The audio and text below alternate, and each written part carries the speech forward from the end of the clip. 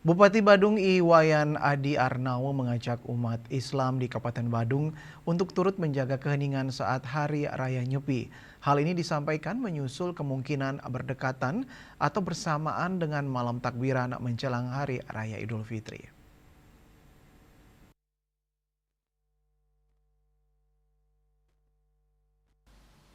Bupati Kabupaten Badung Wayan Adi Arnawo menegaskan pentingnya menjaga toleransi dan kerukunan antar umat beragama di Bali, khususnya di Kabupaten Badung. Ia berharap pelaksanaan malam takbiran dapat diatur sedemikian rupa agar tidak mengganggu pelaksanaan Hari Raya Nyepi yang identik dengan suasana hening dan penuh perenungan. Menurutnya, Forum Kerukunan Umat Beragama FKUB Badung telah melakukan koordinasi dengan berbagai tokoh lintas agama untuk menyepakati langkah bersama dalam menyikapi situasi tersebut.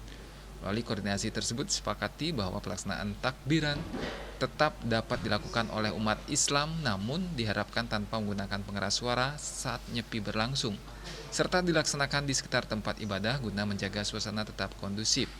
Bupati Adi Arnawo menilai langkah ini merupakan bentuk nyata saling menghormati antar umat beragama di Bali. Mengajak kepada saudara-saudara umat muslim dan termasuk kita juga untuk sama-sama menjagalah bagaimana caranya agar malam takbiran diatur lah.